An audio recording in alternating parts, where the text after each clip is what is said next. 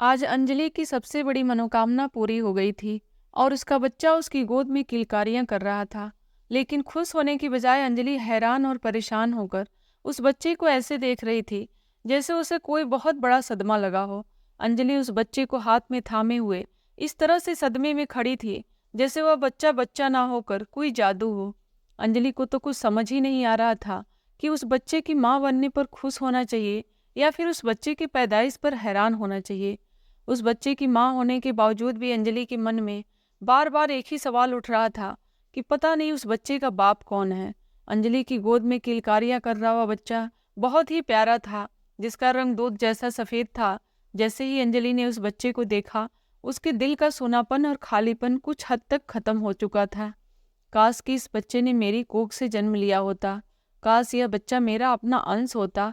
अंजलि की ये ख्वाहिश अब सिर्फ मुराद बनकर रह गई थी, क्योंकि अंजलि की शादी को 8 साल हो चुके थे, लेकिन अभी तक भगवान ने अंजलि को संतान सुख नहीं दिया था। अपनी सूनी गोद और सूना आंगन देखकर अंजलि का दिल दर्द और तकलीफ से भर जाता था। एक दिन अंजलि की दोस्त नेहा उसके घर आई थी, और जब नेहा ने अंजलि की आंखों में अपने बच्चे को पाने की तड़प देखी, तो वो कहने लगी, तू चिंता मत कर अंजलि, वो ऊपर वाला सबकी पुकार सुनता है। अब मुझे ही देख लो, 7 साल के लंबे इंतजार के बाद ही सही, लेकिन भगवान ने मेरी झोली में बच्चे की खुशी तो दे ही दी है ना। उस ऊपर वाले ने मेरे 7 साल के धैर्य का फल अब जाकर मुझे दिया है, क्योंकि मैंने इन 7 सालों में बहुत सच्चे दिल से भगवान से प्रार्थना की थी। और देख, भगवान ने अपनी कृपा मुझ पर बरसाई और मेरे घर आंगन में खुशियां ही खुशियां भर दी है। देख लेना अंजलि, तुम्हारी गोद भी जल्द ही एक बहुत अच्छे सुंदर बच्चे की किलकारियों में गूंजेगी। बस तुम सिर्फ एक बार सच्ची श्रद्धा और पूरे विश्वास के साथ उस साध्वी के पास चली जाओ।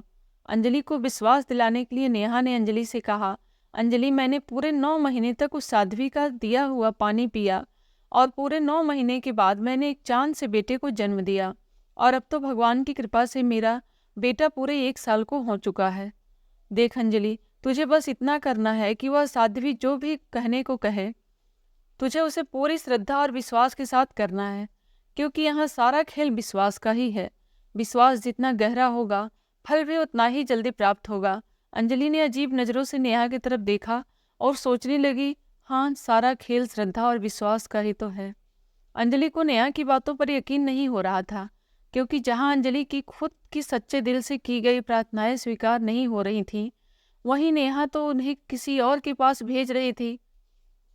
और ये कैसे मुमकिन था कि जब अंजलि की सच्चे दिल से की गई प्रार्थनाएं पूरी नहीं हुई थीं, तो अंजलि के लिए किसी और के द्वारा की गई प्रार्थनाएं कैसे स्वीकार हो सकती थी?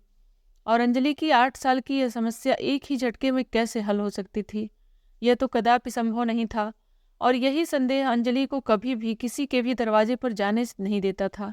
शायद नेहा ने भी अंजलि की आंखों में इस संदेह को पढ़ लिया था, इसलिए उसने एक गहरी सांस ली और कहा, जाने दे यार अंजलि, यह तेरे बस की बात नहीं है। जब तेरे दिल में विश्वास ही नहीं है, तो तुझे बच्चा कहाँ से होंगे? इसलिए मैं तुझे कभी कोई सलाह नहीं देती, क्योंकि तुझे समझाने से कोई फायदा नहीं है।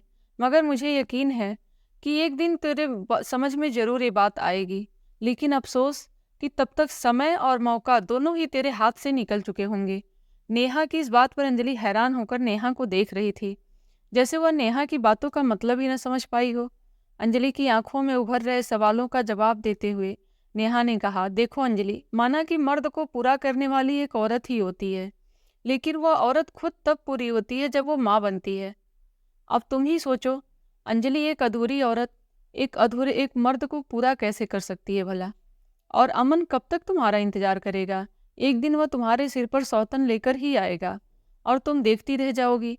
नेहा के मुंह से ऐसी खतरनाक बातें सुनकर अंजलि कांप उठी थी, लेकिन अंजलि को अमन पर पूरा भरोसा था कि वह अंजलि के साथ ऐसा अन्याय कभी नहीं करेगा। अंजलि का अमन पर इतना भरोसा देखकर नेहा कहने लगी, अंजलि, तुम भी ना सच में पागल हो। जिन बातों पर तुम्हें शक करना चाहिए उन पर तुम आंख बंद करके यकीन कर रही हो, और जिन बातों पर तुम्हें भरोसा करना चाहिए उन पर तुम शक कर रही हो। एक औरत का मर्द के मामले में किसी भी बात पर यकीन करना मतलब अपने ही सर पर जूते मारने जैसा है। देखो अंजलि, एक मर्द का स्वभाव जो है ना, बिल्कुल एक भौरे जैसा होता है।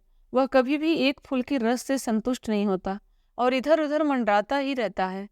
और अब तो अमन के पास बहाना भी है। कि तुम उसे बच्चा नहीं दे सकती?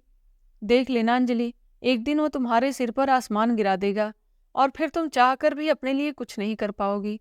नेहा यह सब इतने विश्वास के साथ कह रही थी कि मानो उसे मर्दों का दिमाग पढ़ना आता हो। नेहा की बातें सुनकर अंजलि बुरा सा मुंह बनाकर वहां से चली गई और सोचने लगी कि अमन तो मुझसे बहुत प्यार करता है और वो मेरे साथ ऐसा कभी नहीं करेगा। लेकिन फिर अंजलि को यह एहसास हुआ था कि नेहा सच ही कह रही थी और शायद वो वाकई में मर्दों का दिमाग पढ़ना जानती थी। ना समझ तो वह खुद थी जो उसके साथ इतना बड़ा खेल खेला जा रहा था और उसे इसकी भनक तक नहीं हुई, क्योंकि जैसे ही अंजलि रात को खाने की थाली लेकर कमरे में दाखिल हुई तो उसने अंदर से अमन के हंसने की आवाज़ सुनी। अमन की आवाज़ सुनते ही अंजलि वहीं कमरे के बाहर ही रुक गई और उसकी बातें सुनने लगी। और फिर जब अमन की आवाज़ अंजलि के कानों में पड़ी तो अंजलि के हाथ कांपने लगे और उसके हाथों में पकड़ी हुई थाली गिरते गिरते बच गई।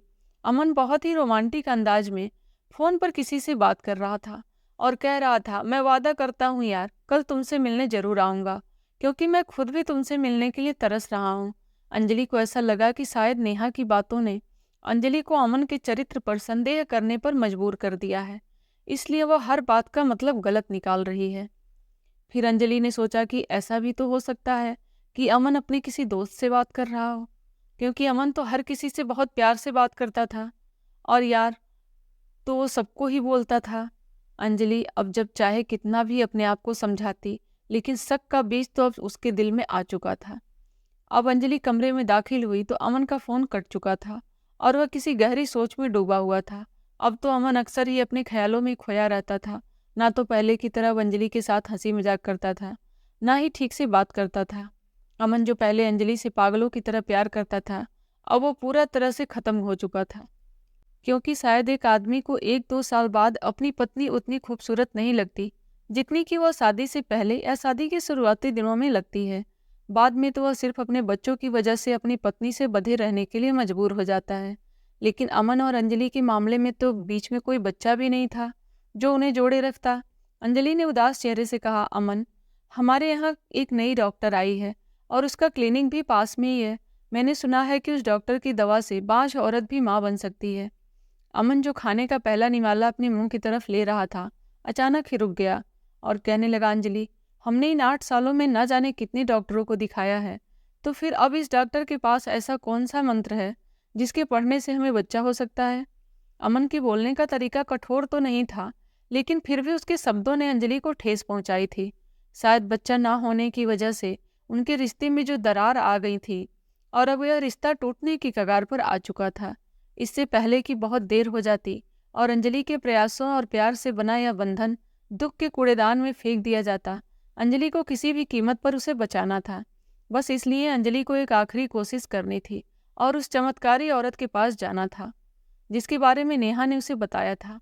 लेकिन अंजलि को नहीं पता था कि उसकी यह कोशिश उसे दर्द के किस कुएं में ढकेलने जा रही थी। अंजलि वहां बैठी घबराहट से अपनी उंगलियां चटका रही थी और अंजलि के अंदर एक खतरे की घंटी बज रही थी कि जरूर कुछ गड़बड़ है। और ऐसी खतरे की घंटी बज रही है तब हमारी अंतरात्मा हमें धुतकारती है। लेकिन अंजलि अपनी अंतरात्मा की आवाज़ को इग्नोर कर रही थी और उस चमत्कारी औरत के आश्रम के बाहर एक पेड़ की घनी छांव में बैठी हुई थी, जिसकी छांव बहुत ही ठंडी थी। अंजलि को वहां नेहा लेकर आई थी और वह खुद भी वहां अपनी आंखों को बंद करके और हाथ जोड़कर ऐसे तो बैठी थी जैसे कितना पवित्र स्थान पे बैठी हो, क्योंकि इसी स्थान से नेहा को अपने जीवन की सारी खुशियां मिली थी और वह इस स्थान का सच्चे दिल से शुक्रिया कर रही थी। अंजलि बार बार खुद को एक बड़ी सी शॉल से ढक रही थी, क्योंकि उसे डर था कि अगर किसी ने उसे वहां देख लिया तो कोई क्या सोचेगा। अंजलि अपनी ही सोच में गुम थी कि तभी अंजलि को साध्वी दूर से आती हुई दिखाई दी। अंजलि ने तो सोचा था कि वह कोई बूढ़ी साध्वी टाइप की औरत होगी, लेकिन जैसे ही वो औरत पास आई तो पता चला कि उस औरत की उम्र 30 से 35 साल से ज्यादा नहीं थी और उस औरत ने अपना हुलिया भी अजीब बना रखा था। फटे पुराने कपड़े पहने हुए थे और वह कपड़े भी काफी मैले हो चुके थे, जिनमें से गंदी सी बदबू आ रही थी। जैसे ही वह औरत अंजलि के पास आई तो अंजलि ने जल्दी से अपने शॉल से अपने नाक को ढक लिया। देखने के लिए तो उस औरत ने अपना हुलिया 50 से 60 साल की भिखारिन जैसा बना रखा था, लेकिन उसकी शक्ल देखकर साफ साफ पता चल रहा था कि वह इतनी भी बूढ़ी नहीं है, क्योंकि उसके चेहरे पर बिल्कुल भी झुर्रियाँ नहीं थीं, बल्कि उसका चेहरा तो जवान नजर आ रहा था। लेकिन उसके चेहरे पर इतनी मिट्टी लगी हुई थी कि कुछ भी अंदाजा लगाना बहुत मुश्किल था कि औरत खूबसूरत है या बदसूरत। उस औरत ने अपने हाथ से बड़े बड़े मोतियों वाली माला ऐसे पकड़ रखी थी जैसे वह कोई बहुत बड़ी चमत्कारी औरत हो। उस औरत के आते ही नेहा तो उसके सामने हाथ जोड़कर खड़ी हो गई और झट से उस औरत के पैर छूकर आशीर्वाद लेने लगी। अंजलि को भी अपना बच्चा पाने के लिए यही सब करना था। अभी तो अंजलि कुछ भी नहीं तय कर पा रही थी कि तभी उस औरत ने अंजलि की मुश्किल आसान कर दी और अंजलि को उसी पेड़ के नीचे बने हुए चबूतरे पर बैठने का इशारा कर दिया। नेहा भी अंजलि के साथ वहीं बैठ गई। लेकिन नेहा के कुछ कहने से पहले ही उस औरत ने कहा, तुम्हारा नाम अंजलि है और तुम यहाँ संतान प्राप्ति की इच्छा से आई हो, लेकिन अब तुम्हें परेशान होने की जरूरत नहीं है। जाओ और जाकर खुशी मनाओ। उस ऊपर वाले ने तेरी पुकार सुन ली है और अब तुम्हें जल्द ही एक खुशखबरी मिलने वाली है। बस तुम्हें सिर्फ 9 महीने का इंतजार करना है और फिर देखना कैसे मेरे चमत्कार से तुम्हारी जिंदगी बदल जाएगी। अब तुम मेरी चौखट पर आ गई हो ना, तो देखना कैसे तुम्हारा सूना आंगन खुशियों से भर जाता है, क्योंकि मेरी चौखट से कभी कोई खाली हाथ लौटकर नहीं जाता। अंजलि को उस औरत के भी आखिरी शब्द इतने बुरे लगे थे कि वह तुरंत ही वहां से उठकर खड़ी हो गई और बड़बड़ाने लगी कि यह औरत होती कौन है किसी को खाली हाथ या भरे हाथ वापस भेजने वाली। इस पूरी दुनिया को तो सिर्फ हमारे भगवान ही चलाते हैं, वो नहीं। अंजलि को बड़बड़ाते हुए देखकर नेहा ने हैरत से अंजलि की तरफ देखा और फिर नेहा उस औरत से कहने लगी, माफ़ करना, अंजलि ऐसी बातों में आस्था के मामले में थोड़ी कमज़ोर है, लेकिन मुझे यकीन है कि जब यहाँ से उसकी गोद भर जाएगी तो उसे भी यकीन हो जाएगा। आप कितनी बड़ी संत महात्मा हैं और भगवान ने आपके हाथों में कितना बड़ा चमत्कार दिया है। वो औरत हल्का सा मुस्कुराई और फिर उसने अंजलि पर किसी चीज़ से लेकर फूंक मार दी। अंजलि वहाँ से जल्दी से निकलना चाहती थी क्योंकि अंजलि को ऐसा लग रहा था कि जैसे वह गलत जगह पर आ गई है।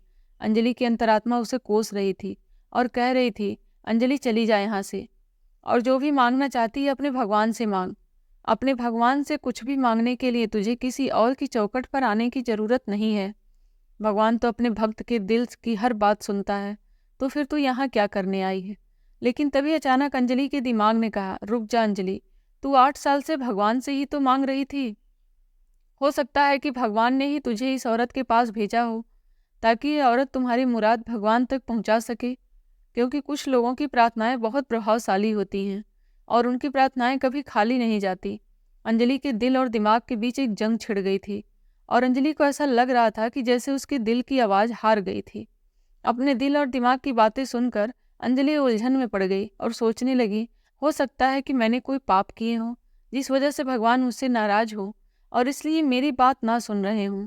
अपने दिमाग की बात सुनकर अंजलि फिर से उसी जगह पर बैठ गई और अंजलि को फिर से वहां बैठा देखकर नेहा भी खुशी से उसके पास आकर बैठ गई। नेहा को शायद यह डर था कि कहीं अंजलि उस औरत की बात सुनकर भाग न जाए, क्योंकि अंजलि टोने टोटके से ज़्यादा विश्वास नहीं रखती थी। लेकिन अमन के व्यवहार ने आज अंजलि को यहाँ तक आने पर मजबूर कर दिया था और फिर यहाँ आने के अलावा अंजलि के पास और कोई दूसरा रास्ता भी तो नहीं था। उस औरत ने अंजलि को एक धागा दिया और कहा कि इस धागे को 9 महीने तक हर समय अपने पास ही रखना और फिर देखना इस धागे का चमत्कार। अंजलि ने कांपते हाथों से उस औरत से उस धागे को लिया और सोचने लगी कि अब जब मन बना ही लिया है तो फिर संकोच कैसा। और वैसे भी वो भगवान के नाम का धागा था, इसलिए अंजलि ने सोचा कि इसे इस्तेमाल करने में बुराई भी तो नहीं है। अंजलि बार बार अपनी अंतरात्मा की आवाज़ को नज़रअंदाज कर रही थी, क्योंकि बचपन से ही अंजलि का तो भगवान से दिल का रिश्ता था, लेकिन आज अपना बच्चा पाने के खातिर अंजलि को मजबूरन यह सब करना पड़ रहा था।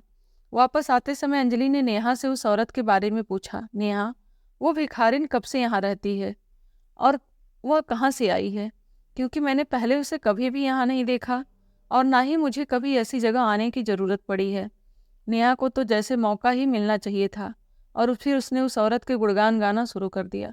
नेहा इतनी आस्था और विश्वास के साथ उस औरत की बातें कर रही थी कि अंजलि कुछ बोल ही नहीं पाती थी। नेहा ने अंजलि से कहा, अंजलि, उस औरत को भिखारिन मत कहो, वो बहुत पहुंची हुई संत महात्मा है, उसका सीधा संबंध उस ईश्वर से है, इसलिए उनकी सभी दुआएं तुरंत ही स्वीकार हो जाती है। तुम देखना अंजलि, उनके आशीर्वाद से तुम्हारी गोद भी जल्द ही भर जाएगी। तब अंजलि ने कहा, अगर यह औरत संत महात्मा है तो फिर उन्होंने अपना हुलिया भिखारी जैसा क्यों बना रखा है।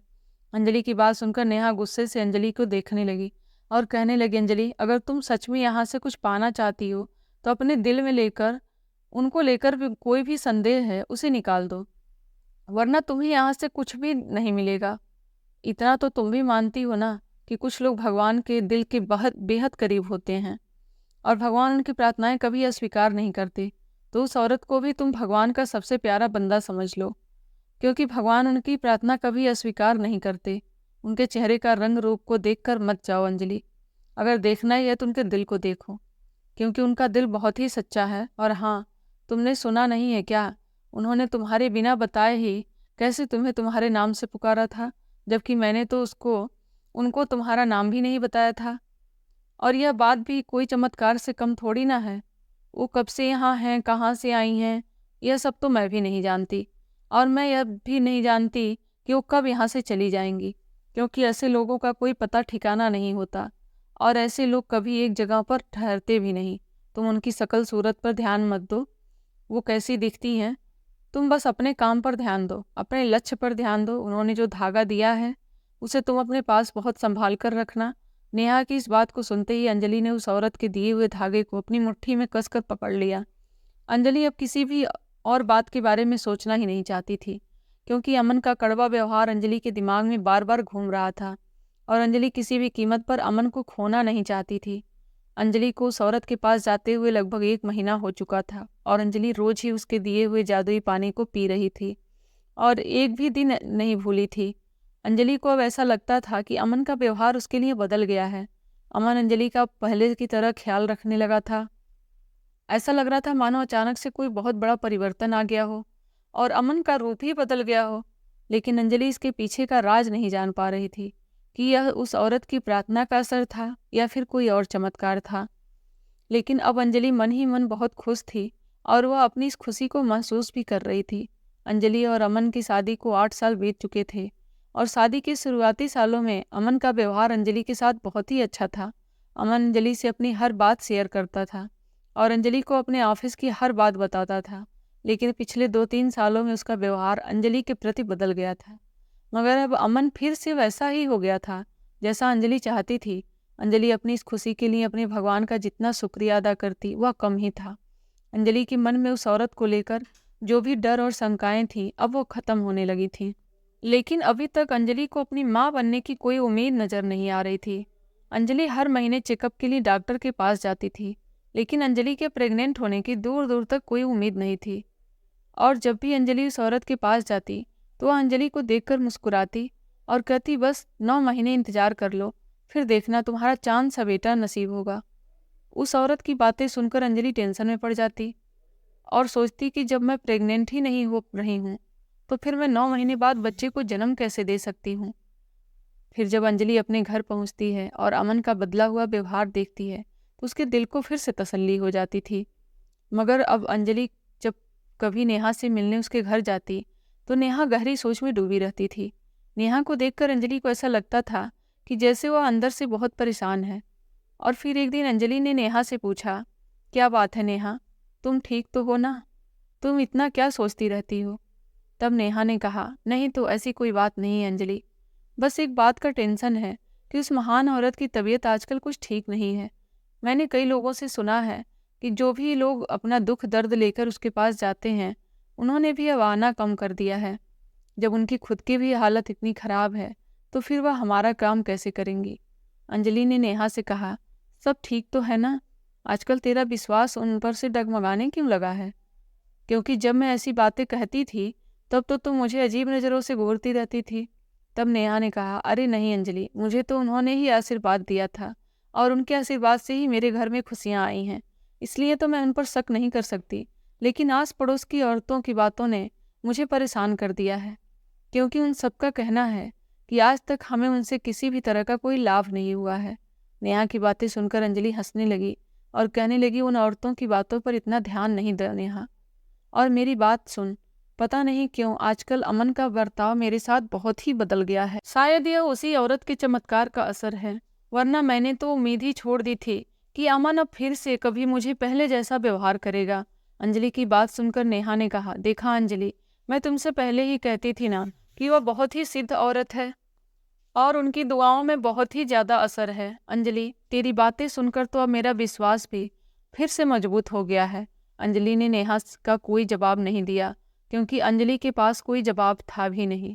लेकिन अगर अंजलि को पता होता कि इस खेल के पीछे इतनी बड़ी साजिश है, तो शायद वह अपने पैरों पर खड़ी भी नहीं हो पाती। अंजलि को उस औरत के पास जाते हुए करीब करीब 6 महीने हो चुके थे, और इन 6 महीनों में अमन ने अंजलि के साथ कभी भी गुस्से से बात नहीं की थी। अमन ने एक बार अंजलि से पूछा भी था, अंजलि आजकल तुम कहाँ चली जाती हो? तब अंजलि ने अमन को उस औरत के बारे में बताया और कहा कि वह उन्हीं के पास जाती है, और यह भी कहा कि सबसे पहले तो वहाँ उस नेहा ही उसे ले गई थी। अंजलि ने अमन से कहा कि नेहा ने कहा है कि उस औरत के आशीर्वाद से हमें संतान सुख जरूर प्राप्त होगा, क्योंकि नेहा को भी उन्हीं के आशीर्वाद से बेटा हुआ है।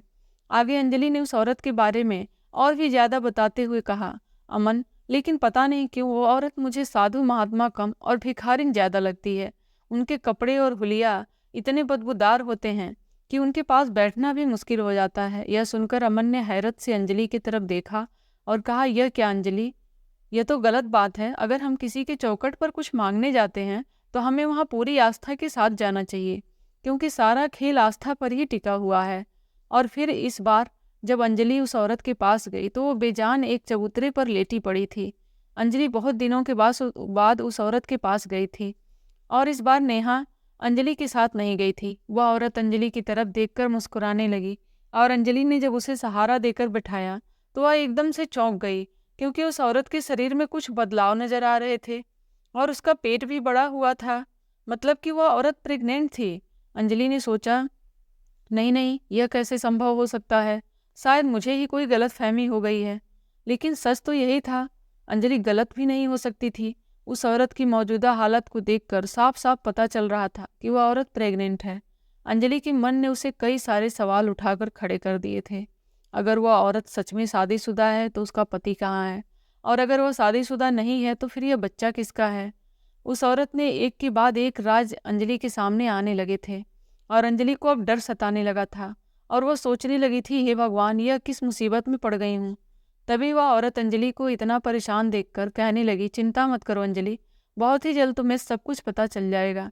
अंजलि ने कहा कि आप कब से लोगों की बीमारियों का इलाज कर रही हैं? मुझे तो आपके पास आते हुए 6 महीने हो चुके हैं, लेकिन मुझे माँ बनने की कोई उम्मीद नजर नहीं आ रही है। तब उस औरत ने कहा, अंजलि, अपनी आस्था को कमजोर मत होने दो, और मेरा यकीन करो, तुम्हारी जिंदगी में सच में बहुत बड़ा चमत्कार होने वाला है। अंजलि को अब उस औरत की इन रहस्यमय बातों से डर लगने लगा था, इसलिए वह जल्दी से अपने घर आ गई, और उसका दिल जोर जोर से धड़कने लगा था। घर आकर अंजलि को ऐसा लगा कि उसे उस औरत की हालत देखकर पूछ लेना चाहिए था कि वो उम्मीद से है या नहीं, जबकि अंजलि को पूरा यकीन था कि वह औरत उम्मीद से थी। लेकिन अगर वो थी तो फिर उसका पति कौन था? यह एक ऐसा सवाल था जिससे अंजलि को परेशान कर दिया था। लेकिन अंजलि यह नहीं जानती थी कि अगर उसे इसका जवाब मिल जाता तो शायद वह धंसकर जमीन पर गिर जाती। उस औरत की हालत के बारे में जानकर तो नेहा भी डर गई थी, और अंजलि को तो यकीन ही नहीं हो रहा था, या फिर यूँ कहो कि उसका दिल यह बात स्वीकार ही नहीं कर पा रहा था कि अंजलि का इलाज करते करते वो औरत खुद प्रेग्नेंट हो गई थी, जबकि प्रेग्नेंट तो अंजलि को होना चाहिए था। अंजलि ने अब उस औरत के पास जाना छोड़ दिया था, क्योंकि उस औरत की सच्चाई जानकर अंजलि को उससे घिन आने लगी थी। जब तक अंजलि को पूरी सच्चाई का पता नहीं चल जाता कि उसके बच्चे का बाप कौन है और वह बच्चा जायज़ है या नाजायज़, अंजलि उसके पास अपना इलाज नहीं करवाना चाहती थी। अंजलि ने तो उस औरत का दिया हुआ पानी और धागा दोनों ही फेंक दिया था, क्योंकि अंजलि को अब उस औरत का बताया हुआ कोई भी काम करने का बिल्कुल भी मन नहीं था। मोहल्ले में सब लोग उस औरत के बारे में तरह तरह की बातें करने लगे थे। फिर एक दिन अंजलि को खबर मिली कि वह औरत बहुत बीमार है और उसे प्रसव पीड़ा शुरू हो गई है।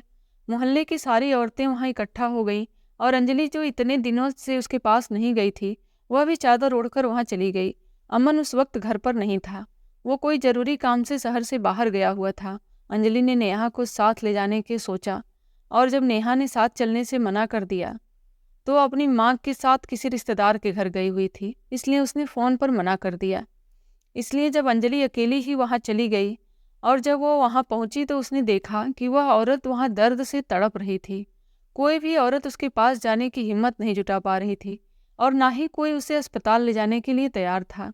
लेकिन अंजलि से उस औरत का दर्द देखा नहीं गया, क्योंकि अंजलि भले ही खुद माँ नहीं बन सकी थी, लेकिन वो एक माँ की तड़प को महसूस कर सकती थी। वहाँ खड़े सभी लोग खड़े खड़े तमाशा देख रहे थे। तभी अंजलि ने जल्दी से एक टैक्सी रुकवाया और उस औरत को लेकर अस्पताल पहुंच गई। उस औरत के साथ अंजलि के अलावा वहाँ कोई भी नहीं था, और अंजलि को भी उस औरत के बारे में कुछ ज़्यादा जानकारी नहीं था। इसलिए अस्पताल के सारे जरूरी कागजात पर अंजलि ने खुद ही साइन किया था। वह औरत दर्द से तड़प रही थी और बार बार अंजलि की तरफ देखे जा रही थी। वह अपने हाथों से इशारों से अंजलि को कुछ बताने की कोशिश कर रही थी, लेकिन अंजलि उसके इशारे को समझ ही नहीं पा रही थी। कुछ ही देर में उस औरत ने एक चांद से बेटे को जन्म दिया, और जब नर्स ने उसके हाथों में उसका नन्हा सा बेटा थमाया तो उसके हाथ कांपने लगे थे। वो औरत कभी अपने बच्चे को देखती तो कभी अंजलि को देख रही थी। वह औरत इतने दर्द में थी कि उसे देखकर ऐसा लग रहा था कि वह किसी भी पल इस दुनिया को छोड़ सकती थी। नर्स उस औरत के बच्चे को लेकर कुछ टेस्ट कराने के लिए बाहर चली गई। तब उस औरत ने अंजलि को इशारे से अपने पास बुलाया, और फिर जब अंजलि उस औरत के पास गई तो उसने अंजलि से कहा, मैंने तुमसे कहा था ना अंजलि, कि सिर्फ 9 महीने इंतजार कर लो और फिर 9 महीने बाद तुम्हारे गोद में तुम्हारा अपना बच्चा होगा। मैं उसी बच्चे की बात कर रही थी जिसने अभी अभी मेरी कोख से जन्म लिया है, और अब यह बच्चा तुम्हारा है। लेकिन तुम्हें तुम्हारा बच्चा देने के साथ साथ मैं तुमसे माफ़ी भी मांगना चाहती हूँ, क्योंकि मैं तुम्हारी सबसे बड़ी गुनहगार हूँ। तब अंजलि ने उस औरत से कहा, यह आप क्या कह रही हैं? मुझे तो कुछ भी समझ में नहीं आ रहा है। तब उस औरत ने कहा, मेरे पास समय बहुत कम है अंजलि। एक औरत होकर मैंने एक औरत का सुहाग छीनना चाहा, और एक माँ होकर अपनी ममता का सौदा किया। इससे बड़ा गुनाह और क्या हो सकता है भला? मैंने जो गुनाह किए हैं, भगवान ने मुझे यह उसी की सजा दी है। इतना कहकर उस औरत ने अंजलि के सामने ही दम तोड़ दिया, और उसके जाने के बाद जब वह नर्स उसका बच्चा अंजलि के हाथों में थमाया तो उस बच्चे को देखकर अंजलि के पैरों तले जमीन निकल गई थी, क्योंकि उस बच्चे को देखते ही अंजलि को उस औरत की सारी बातें समझ में आ गई। अंजलि खामोश खड़ी उस बच्चे के चेहरे को देख रही थी, और वह दूध सी सफ़ेद रंगत का नन्हा सा बच्चा अंजलि की गोद में किलकारियां कर रहा था। लेकिन अंजलि की नज़र तो उस बच्चे के नैन नक्श पे थी, क्योंकि उस बच्चे के नैन नक्श तो बिल्कुल ही अमन पे गए थे।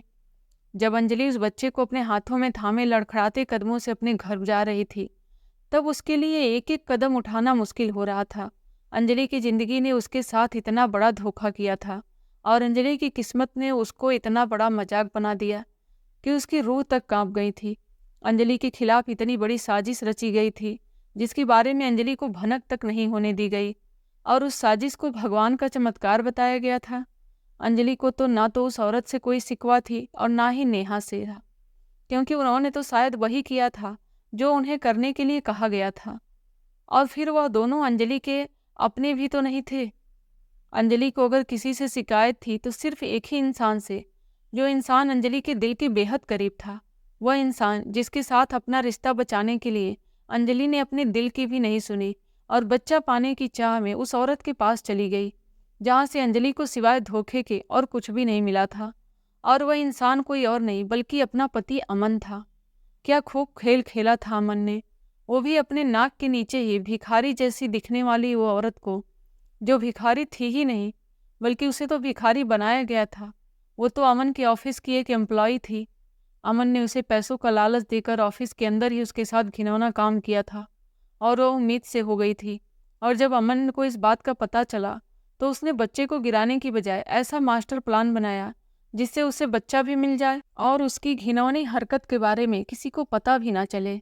इस काम के लिए अमन ने अपने साथ नेहा को भी शामिल कर लिया था, क्योंकि वह जानता था कि अंजलि कभी भी नेहा को किसी बात के लिए मना नहीं कर पाएगी। उस औरत का अंजलि के मोहल्ले में साध्वी औरत बनकर आना, और नेहा का अंजलि को बच्चा पाने के उस औरत के पास जाने की सलाह देना, यह सब एक सोची समझी साजिश थी। क्योंकि अमन जानता था कि अंजलि भगवान के अलावा किसी और औरत के पास जाने में विश्वास नहीं करती, इसलिए उसने नेहा के जरिए अंजलि को उस औरत के पास भेजा था जिसका नाम रूपम था। रूपम जानती थी कि 9 महीने बाद अमन के बच्चे को जन्म देने वाली है, जिसे वह अंजलि की गोद में डाल देगी। इसलिए रूपम अंजलि को इतने यकीन के साथ कहती थी कि 9 महीने बाद तुम्हें तुम्हारा बच्चा मिल जाएगा, क्योंकि रूपम खुद भी उस बच्चे से छुटकारा पाना चाहती थी। और इस बच्चे के बदले में रूपम ने अमन से पूरे 10 लाख मांगे थे। मगर रूपम नहीं जानती थी कि उसे अपने कर्मों की सजा इस तरह से मिलेगी। रूपम ने पैसों की लालच में आकर अपनी जिस ममता का सौदा किया था, उसी ममता की वजह से उसी पैसे के लिए इस दुनिया को अलविदा कहना पड़ा था। वह बच्चा अंजलि की गोद में किलकारियां कर रहा था और अंजलि की नज़र उस बच्चे के नैन नक्श पर टिकी हुई थी, क्योंकि उस बच्चे के नैन नक्श बिल्कुल अमन के जैसे ही थे। अंजलि उस बच्चे को लेकर जब घर पहुंची तो उसने अमन से कहा कि मरने से पहले वह औरत अपना बच्चा मुझे सौंप गई है, लेकिन पता नहीं यह बच्चा किसकी नाजायज औलाद है। हम इस बच्चे को, जो पता नहीं है किसकी पाप की निशानी है, अपने पास अपने घर में नहीं रख सकते। इसलिए मैं सोच रही हूँ कि हम इस बच्चे को किसी अनाथ आश्रम में छोड़ आते हैं। अंजलि देखना चाहती थी कि उसकी बात सुनकर अमन की प्रतिक्रिया कैसी होगी। अंजलि की बात सुनकर अमन का दिल तो ऐसे हो गया कि जैसे किसी ने उसके दिल पर छुरी से वार किया हो।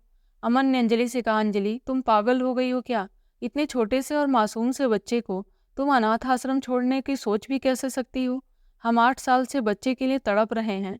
हो सकता है कि भगवान ने यह बच्चा हमारी झोली में इसलिए डाला हो ताकि हमारी ज़िंदगी में बच्चे की कमी पूरी हो जाए और इस मासूम को माँ बाप का प्यार भी मिल जाए। इतना कहकर अमन ने बड़े प्यार से अंजलि के हाथों से उस बच्चे को लेकर अपने हाथों में ले लिया और उसे अपने सीने से लगा लिया। अंजलि ने कहा, अमन तुमने मुझे इतना बड़ा धोखा क्यों दिया? अगर तुम्हें बच्चा ही चाहिए था तो तुम मुझे छोड़ सकते थे, लेकिन तुम्हें मुझसे झूठ बोलने की क्या ज़रूरत थी? जब यह बच्चा तुम्हारा था तो तुमने मुझसे झूठ क्यों बोला और क्यों मेरे साथ इतना बड़ा खेल खेला? अमन हैरान नज़रों से अंजलि को देख रहा था और अंजलि की आंखों में आंसू बह रहे थे। यह आंसू अंजलि का भरोसा टूटने के थे और उस प्यार के थे जो अंजलि ने उसे बेवफा अमन पर बरसाया था। और बदले में अंजलि को क्या मिला था? इतना बड़ा धोखा। अंजलि ने उस बच्चे को अमन के पास ही छोड़ा और खुद जाकर अपने कमरे में सामान बांधने लगी और कहने लगी, अमन यह बच्चा आपका और उस रूपम का है, लेकिन रूपम अब तो मर चुकी है, तो इस बच्चे को आप ही संभालो। मैं आपको और आपके बच्चे को हमेशा के लिए छोड़कर जा रही हूँ। इतना कहकर अंजलि अपना सामान बांधने लगी। अमन भी अंजलि के पीछे पीछे कमरे में आ गया और कहने लगा, अंजलि एक बार मेरी बात सुन लो, उसके बाद तुम जो भी फैसला करोगी वह मुझे मंजूर होगा। मेरी बात सुनने के बाद अगर तुम्हें लगता है कि मैं तुम्हारा इतना बड़ा गुनहगार हूँ कि तुम मुझे माफ़ नहीं कर सकती हो, तो मैं तुमसे वादा करता हूँ कि मैं तुम्हें कभी नहीं रोकूंगा। अंजलि ने अपने हाथ रोक लिए और गुस्से से अमन की तरफ देखने लगी, जैसे वो भी अमन को एक बार सफाई देने का मौका देना चाहती हो।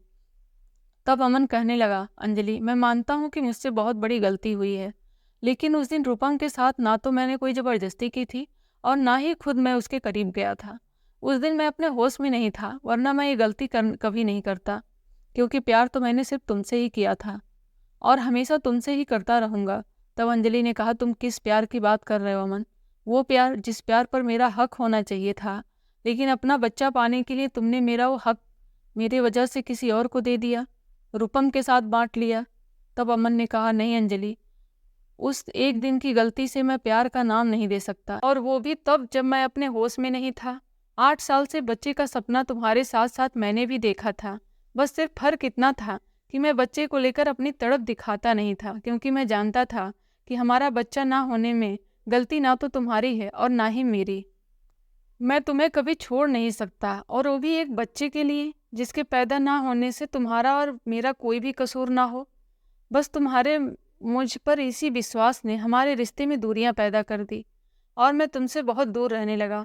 लेकिन मुझसे यह दूरी भी अब बर्दाश्त नहीं हो रही थी और मैं इसी गम में शराब पीने लगा था। एक दिन मैंने ऑफिस जाने से पहले बहुत सारी शराब पी रखी थी और उस दिन मैं अपना होश भी खो बैठा था। उस दिन रूपम ने मेरी हालत का फ़ायदा उठाया और मेरे करीब आ गई थी। मैं भी उस वक्त अपने होश में नहीं था और फिर वो सब हो गया जो नहीं होना चाहिए था। उसके बाद रूपम इस बात को लेकर मुझे ब्लैकमेल करती रही और कहती रही कि मैं उसके साथ शादी कर लूं, लेकिन मैं शादी तो बहुत दूर की बात है, उस दिन के बाद मैं दोबारा उसके करीब भी नहीं गया था। वह मुझे ब्लैकमेल कर रही थी, इसलिए बस मैं उसे पैसे दे देता था ताकि वो अपना मुंह बंद रखे। और फिर कुछ दिन बाद रूपम ने कहा कि वह मेरे बच्चे की माँ बनने वाली है, लेकिन वो इस बच्चे को जन्म नहीं देना चाहती और अबॉर्शन कराना चाहती है। रूपम ने जब मुझसे अबॉर्शन की बात की तो मेरे दिल में एक बाप बनने का जज्बात पैदा होने लगा। मानता हूँ कि मैंने तुम्हारे सामने कभी अपने बच्चे की तड़प नहीं जताई, लेकिन इन 8 सालों में बाप बनने की इच्छा तो मेरे अंदर भी उतनी ही थी जितनी माँ बनने की तुम्हारे अंदर थी। और फिर जब रूपम ने अबॉर्शन की बात की तो मैंने उसे पैसे का लालच देकर उसे ऐसा करने से रोक लिया। अब तुम ही बताओ अंजलि, मैं कैसे अपने उस बच्चे का जान ले सकता था जिसे देखने के लिए 8 साल से मैं तरस रहा था। रूपम ने बच्चे के बदले मुझसे 10 लाख रुपए मांगे थे और मैं उसे वह देने के लिए तैयार भी हो गया था, क्योंकि अब मैं किसी भी हाल में अपने बच्चे को खोना नहीं चाहता था। लेकिन फिर समस्या यह थी कि उस बच्चे को तुम्हारी गोद में कैसे लाया जाए, क्योंकि ना तो इस बच्चे की जान ले सकता था और ना ही मैं तुम्हें छोड़ सकता था, क्योंकि मैं तुमसे बहुत प्यार करता हूँ अंजलि, और तुम्हें छोड़ने के बारे में तो मैं सोच भी नहीं सकता। और रही बात बेवफाई की और धोखे की, तो अंजलि, अगर मुझे धोखा ही देना होता तो मैं तुम्हें बिना बताए चुपचाप रूपम से शादी कर लेता। लेकिन मैंने ऐसा नहीं किया, क्योंकि मैं तो सिर्फ तुमसे ही प्यार करता हूँ और मैं तुम्हारे बिना जीने की सोच भी नहीं सकता। मैं इसी उलझन में था कि मैं कैसे इस बच्चे को अपने प्यार का नाम दे पाऊंगा। तब रूपम ने ही यह सारा प्लान बनाया था। मुझे मेरा बच्चा मिल रहा था, इसलिए मैं भी उसके इस प्लान में शामिल हो गया। और उसे तो सिर्फ पैसों से मतलब था, लेकिन भगवान को शायद कुछ और ही मंजूर था, जो तुम्हें सारी सच्चाई का पता चल गया और इस बच्चे को जन्म देते हुए रूपम ने अपनी जान गंवा दी। अगर मुझे पता होता कि बच्चे को पैदा करते वक्त रूपम की जान चली जाएगी, तो मैं कभी भी उसे इस बच्चे को इस दुनिया में लाने के लिए नहीं कहता, क्योंकि मैं इतना खुदगर्ज भी नहीं हूँ कि अपने बच्चे को दुनिया में लाने के लिए मैं किसी और की जान ले सकूं। और फिर अमन ने अंजलि से कहा, अंजलि, मुझे जो कुछ भी कहना था वो मैंने कह दिया, अब फैसला तुम्हारे हाथ में है। कुछ देर तक अंजलि खामोश रही और अंजलि की खामोशी को अपनी सजा मानकर अमन अपने बच्चे को अपने हाथों में लेकर कमरे से बाहर जाने लगा। तभी अंजलि ने कहा, कहाँ जा रहे हो अमन? तुमने अपनी दिल की बात तो कह दी, अब जाते जाते अपनी सजा भी सुनते जाओ। तब अमन अंजलि की तरफ मुड़ा और उसकी आंखों में आंसू बह रहे थे। शायद वह अंजलि से दूरी बर्दाश्त नहीं कर पा रहा था। अंजलि अपने कदम बढ़ाती हुई अमन के पास आई और उसके हाथ से बच्चे को अपने हाथ में ले लिया और कहा, तुम्हें अपने किए का पश्चाताप करना है तो करो, तुम जा सकते हो अमन, लेकिन हमारा बच्चा कहीं नहीं जाएगा। वह अपनी माँ के ही पास रहेगा, क्योंकि जो कुछ भी हुआ है इसमें इस मासूम की कोई गलती नहीं है। यह सुनकर तो अमन की आंखों में सैलाब आ गया और उसने अंजलि से फिर से माफ़ी मांगते हुए कहा, मुझे माफ़ कर दो अंजलि, मैं सच में अपने किए पर बहुत शर्मिंदा हूँ। तब अंजलि ने कहा, तुम्हें माफ़ी मांगने की कोई ज़रूरत नहीं अमन, हालात ही कुछ ऐसे पैदा हो गए थे कि शायद तुम्हारी जगह कोई भी होता तो बहक जाता, बल्कि वह तो मुझे छोड़कर शायद रूपम से शादी भी कर लेता। लेकिन तुमने ऐसा नहीं किया। तुम्हारे सच्चे प्यार का इससे बड़ा सबूत और कोई नहीं हो सकता है। भला हम औरत को कोई तकलीफ हो या ना हो, कोई दुख होता है तो हम रो रो कर अपना दर्द किसी को बताकर अपना दिल हल्का कर लेती हैं, लेकिन हम औरत यह भूल जाती हैं कि उतना ही दर्द उतनी ही तकलीफ एक मर्द को भी होती है। बस फर्क इतना ही होता है कि मर्द अपने आंसुओं के साथ साथ अपने दर्द को भी चुपचाप पी लेता है और किसी के सामने जाहिर नहीं होने देता है कि वह तकलीफ से गुजर रहा है। मैं इसे अब इतना प्यार दूंगी कि इसे कभी एहसास भी नहीं होगा कि इसने मेरी कोख से जन्म नहीं लिया है। इतना कहकर अंजलि ने उस नन्हे से और मासूम से बच्चे को माथे को चूम लिया। यह देखकर अमन ने भी अंजलि के माथे पर अपना प्यार बरसाया। अंजलि ने अमन को माफ करके एक माँ के बच्चे को और उसकी सगी माँ से भी ज्यादा प्यार दिया, जिसके फलस्वरूप भगवान ने अंजलि की सूनी गोद भर दी और ठीक 2 साल बाद अंजलि ने एक परी जैसी गुड़िया को जन्म दिया। और आज अंजलि अपने दोनों बच्चों को और अमन के साथ हंसी खुशी अपना जीवन बिता रही है। दोस्तों, उम्मीद करती हूँ आपको हमारी कहानी पसंद आई होगी, और अगर पसंद आई हो तो कृपया वीडियो को लाइक करें, और अगर हमारे चैनल स्टोरी विथ वीरू पर नए हैं तो चैनल को सब्सक्राइब करें। धन्यवाद।